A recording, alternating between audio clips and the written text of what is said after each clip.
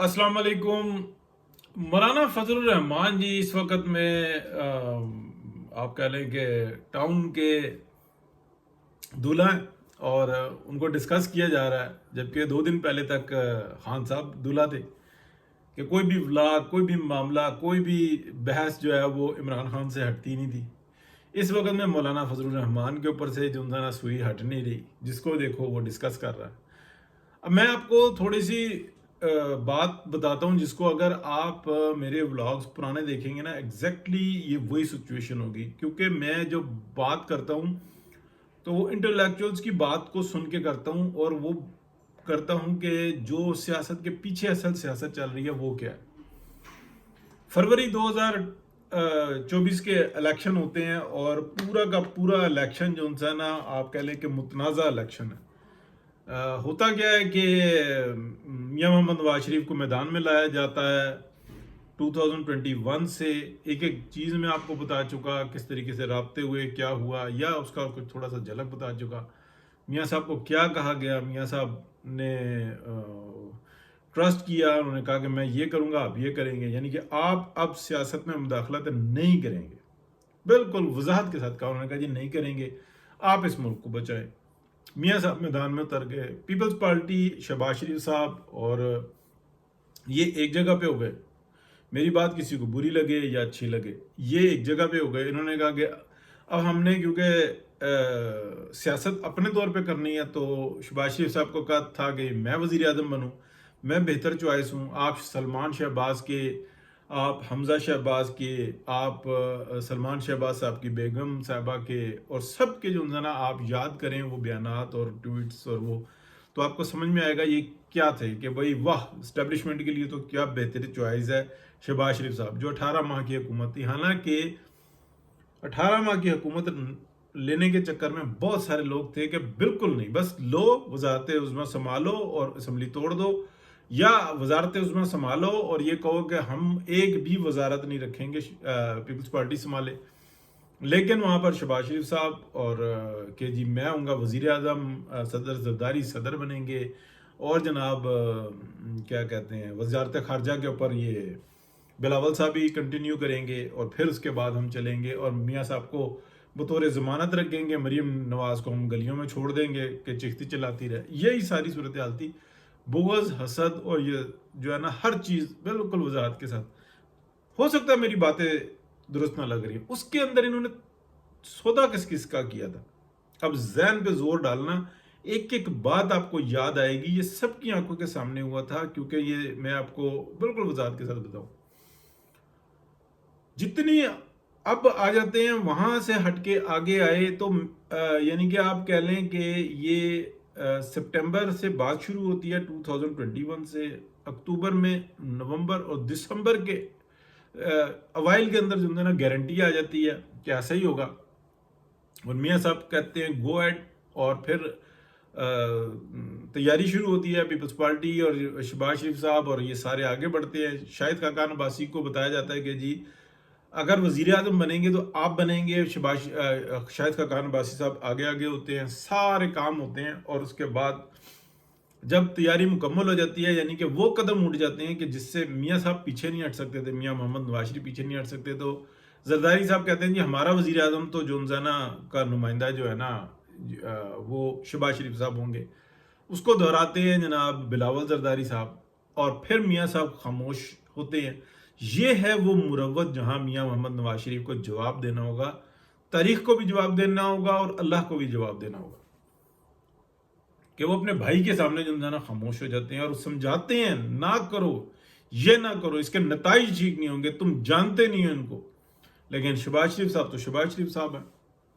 अब ये मैं इख्तलाफ की बात नहीं कर रहा, बात कर रहा हूं वो जो मेरे आप हंड्रेड्स ऑफ व्लॉग्स में देखेंगे, मैंने यही बातें की।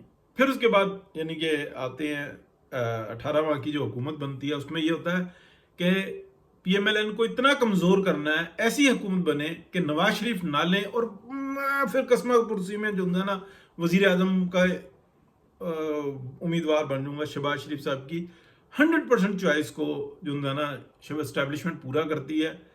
और इंतखाबात कितने मुतनाज़ा होती हैं कि जो जीते हुए थे वो हारते हैं, اور جو ہارے ہوئے تھے چند ایک ان کو جتایا جاتا ہے پنڈی ڈویژن اور اسلام آباد میں سے، اور پھر جو ہروائے گئے تھے پھر ان میں سے بھی کوئی آپ کہہ لیں کہ 30 35 40 جو ہے نا دوبارہ جتوائے جاتے ہیں، یعنی کہ 35 40 جو ہے نا وہ گئے پی ایم ایل این کے، جو مین جو ہے نا ہارڈ کور تھے، جو مین اینٹی اسٹیبلشمنٹ تھے، اور مین اینٹی اسٹیبلشمنٹ جو ہے نا پی ٹی آئی کا جیت رہے تھے، اور پی ایم ایل این کے اینٹی اسٹیبلشمنٹ ہار گئے تھے.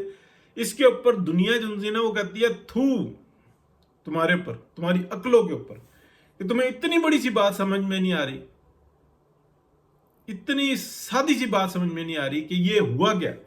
تو اس وقت میں فیض حمید نیٹ ورک کامیاب تھا یا پاکستان کی یہ موجودہ جو اسٹیبلشمنٹ بیٹھی ہوئی ہے یہ کامیاب تھی؟ 7 فروری 2024 کو الیکشن سے ایک دن پہلے جو انٹیلیجنس ایجنسیز کی تمام رپورٹیں ہیں، آپ بتائیں وہ کیا؟ وہ یہ ہے کہ واضح اکثریت ہے پی ایم ایل این کی، ٹھیک ہے. اس کو اگر آپ سمجھیں تو پھر آپ کو سمجھ میں آتی ہے کہ یہ گیم کیا ہوئی. اب مولانا کو بھی رگڑا ایسا ہی لگا جس کو میں نے ڈزنز آف ٹائم بتایا، کہ ڈزنز آف ٹائم کہ مولانا کو بھی ایسے ہی رگڑا لگا جیسے پی ایم ایل این کو لگا، یعنی کہ میاں محمد نواز شریف کی پارٹی جو پی ایم ایل این ہے اس کو بھی وہی رگڑا لگایا جو مولانا کو لگایا، اور ٹھیک ٹھاک طریقے سے لگایا، اور پی ٹی آئی کو فل فلیج طریقے سے کے پی میں جو ہے نا دوبارہ کھڑا کیا. اور یہ سب کون تھی؟ اب یہ آپ بتائیں کہ فیض حمید نیٹ ورک ہے، وہ باجوہ ڈاکٹرائن ہے، یا موجودہ ڈاکٹرائن ہے؟ یہ ڈاکٹرائن کون سی چل رہی ہے؟ تو یہ جو گڑمست ہوا ہے نا اس کا جو بدلہ آپ کہہ لیں وہ مولانا نے بالکل ٹھیک لیا. کل جب میاں محمد نواز شریف جب آئے ہیں تو دیکھ لیں اب یہ ساری خبریں آنے شروع ہوئی. انہوں نے کہا یہ تمہاری تیاری کیا ہے؟ ہر چیز تم بتا رہے طے ہو گئی یا فائنل ہو گئی یا فائنل ہو گئی ہے، کہاں پہ فائنل ہوئی ہے بتاؤ تو صحیح. اس سے وعدہ کر لیا، اس سے وعدہ لے لیا، یہ اس طریقے سے نہیں ہوتے کام. میاں شہباز شریف صاحب فکر نہ کریں پاجی تسی فکر نہ کرو، ہن تسی گل کرو گے تو پھر ہو جانی ہے. زرداری صاحب نے کہتا کہ میں کروا دوں گا. زرداری صاحب تو یہ سودے کرواتے ہیں کہ آپ ووٹ ہمیں دیں گے، اس کے عوض پی ایم ایل این 2 ٹکٹیں آپ کو دے گی، آپ بھی ایم این اے کے امیدوار ہوں گے اور آپ کا بھتیجا بھی ایم پی اے کا امیدوار ہوگا، اور پھر اس کے اندر حمایت آپ ہماری کریں گے. ساری زندگی یہی سیاست کی. اب 2013 سے لے کے ابھی تک دیکھ لیں اسٹیبلشمنٹ کی گود میں کھیلے زرداری صاحب، اور انہوں نے یہی حرکتیں کی ہیں. اور شہباز شریف صاحب لگے پڑے. عزت کون سی میری اپنی ہے؟ وہ تو میرے بھائی کی ہے. عزت کون سی میری کون سی طاقت ہے؟ وہ تو میری پارٹی کی ہے، اور ایسی تیسی میں جائے بس یہی. اور اس میں کوئی شرم بھی نہیں آتی. مطلب ان کو نا جو انٹیلیجنس کی رپورٹیں کہہ لیں یا ویسے بھی میڈیا پہ رپورٹ ہو چکی ہوئی کہ 10 بندوں نے کہا کہ شہباز شریف صاحب آپ کو لوگ پیچھے گالیاں دیتے ہیں، وہ کہتے ہیں آپ میرے منہ پہ دیں. یہ منہ سے کہتے ہیں، وہ کہتے ہیں آپ میرے منہ پہ دیں. ان کو کوئی بتاتا ہے جی یہ آپ کو دیکھیں گے کیسے لطیفے بنا رہے ہیں، کہتے ہیں بہت انجوائے کیا. بلکہ وہ جو لطیفے بناتے ہیں وہ اگر آمنا سامنا ہو جائے وہ نظر کترا رہے ہوتے ہیں. شہباز شریف صاحب کہتے ہیں یار تمہارا کمال کا لطیفہ ہے، مزہ آ گیا، میں بڑا انجوائے کرتا ہوں، تمہارے سارے دیکھتا ہوں، کیا بات ہے. لوگ گالیاں دے رہے ہوتے ہیں لیکن وہ بندہ کہتا ہے کہ بس ٹھیک ہے میں ہی ہوں.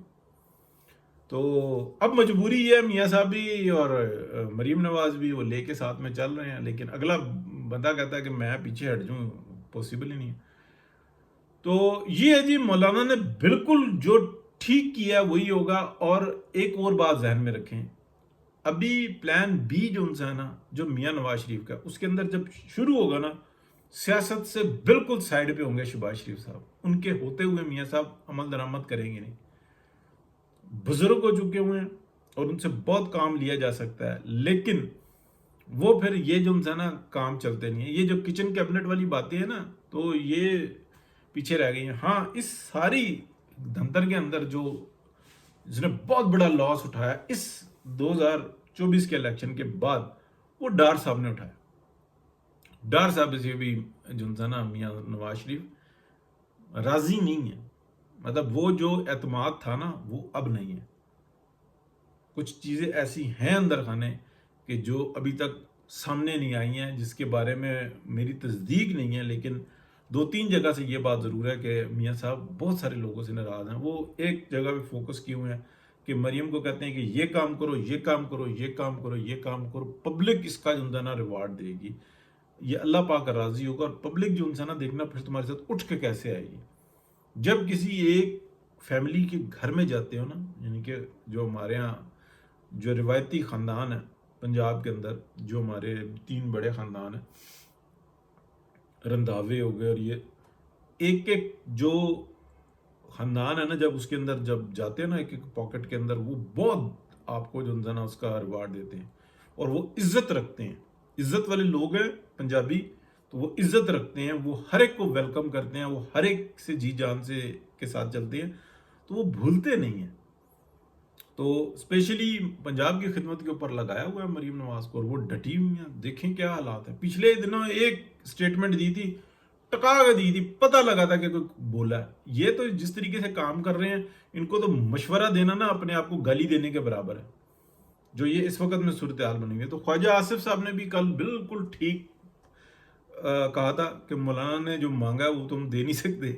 मौलाना ने जो मांगा है, बहुत सारे लोग उसका ये कर रहे हैं कि जनाब उन्होंने वजारत आला बलूचिस्तान की मांग ली है, इधर गवर्नरशिप मांग ली है, और ये इधर ना ना ना ना, मौलाना ने जो कुछ मांगा है ना, लग पता जाए जिसको पता लगे, और मौलाना ने माता नहीं मांगा, ये मैं आपको बता दूं। और मियाँ साहब की तायद उनको हासिल है, ये भी मैं आपको बता दूं।